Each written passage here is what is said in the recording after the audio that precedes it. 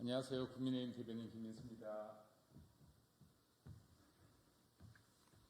온마이크 2건 진행하겠습니다. 시작해도 될까요? 네. 시작하겠습니다.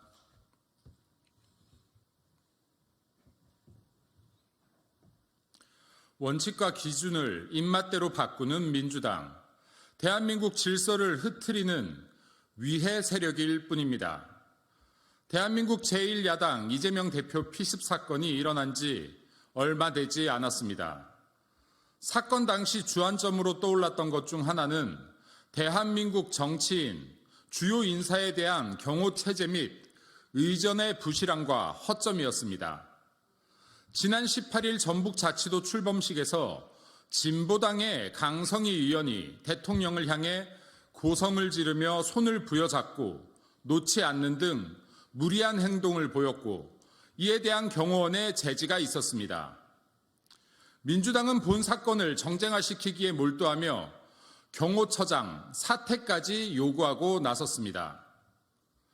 이재명 대표 피습 사건을 음모론으로 정쟁화하기 위해서 현장에서 맡은 바 책임을 다했던 경찰관과 소방관, 의료진 등을 피습 사건에 공범처럼 몰던 것과 참 비슷합니다. 민주당에 묻습니다. 각각의 현장에서 맡은 책임을 다했던 대한민국 국민의 행동이 진정으로 비난받을 일입니까? 민주당은 진정 이분들께 손가락질을 이어가겠습니까? VIP 경호 현장에서 위해를 가하는 상황이 발생할 경우 현장 진압과 제지가 원칙입니다. 그리고 그 순간에 위해 행위를 판단할 수 있는 것은 현장의 경호원뿐입니다. 민주당에 묻습니다. 강성희 의원은 일반 국민이 아닌 국회의원 신분이기 때문에 위해의 가능성이 없다고 하셨습니까? 테러의 주체가 누가 될지는 민주당은 장담할 수 있습니까? 사건이 일어난 후에는 늦습니다. 강성희 의원은 정가 오범이며 폭력 정가도 있는 자입니다. 주차장 진입을 막는다는 이유로 주차원을 차로 치어 폭행한 건입니다. 민주당에 묻습니다. 이재명 대표 피습 사건은 경호의 부실함이 문제이고 대통령의 경호는 과한 것이 문제가 됩니까? 그때마다 입맛에 맞춰 원칙과 기준을 세우고 싶습니까? 민주당의 나이론식 원칙과 다시 하겠습니다. 민주당식 나이론 원칙과 기준을 잣대로 원칙을 바꿔대며 갈등만 부추긴다면 결국 민주당은 공당이 아닌 대한민국 질서를 흔드는 위해 세력으로 남을 것임을 잊지 않기 바랍니다.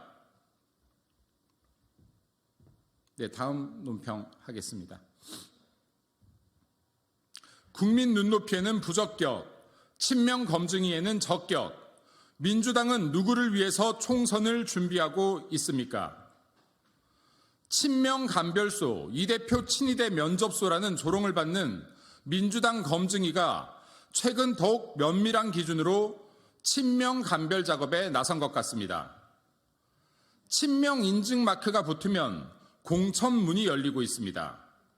성비위자든 뇌물 수수자든 막말에 폭력 전가가 있든 어떠한 전력도 상관없습니다. 그저 친명이면 됩니다. 뇌물 혐의 노웅래 의원, 불법 선거 개입 황운하 의원, 미투 논란 정봉주 교육연수원장 등 친명이기에 적격 판정을 받았습니다. 앙컷 발언을 방탄했던 남영희 전 부원장, 막말로 국민 분노를 일으키며 징계를 받았던 양문석 전 지역위원장, 민영배 의원 등 현역 의원 대다수도 친명이기에 적격입니다. 14년째 추징금을 미납한 김민석 의원도 구민들에게 굴비 세트를 돌려 공직선거법 위반 혐의로 고발된 김빈 전 청와대 행정관도 친명이기에 적격입니다. 아이를 안 낳으면 1,000만 원 벌금을 부과하자는 시대착오적인 공약을 내건 남원한 예비후보도 적격입니다. 민주당 내 공천 검증 과정의 불문율은 친명, 입장, 비명, 퇴장인 듯합니다. 민주당의 22대 총선 공천 적격 심사 과정 국민들께서 지켜보고 계십니다. 어떤 국민도 나를 대표할 국회의원이 전과자이거나 성범죄자이거나 뇌물수수자이거나 민주주의를 뒤흔든 불법 선거에 개입한 사람이기를 원치 않을 것입니다. 민주당에 묻습니다. 그저 친명이면 국회의원 자격 괜찮겠습니까? 민주당께 다시 묻습니다.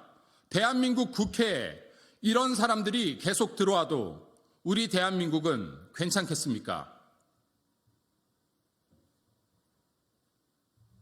네, 이상입니다. 앞에 논평 다시 안 해도 괜찮을까요? 네. 감사합니다.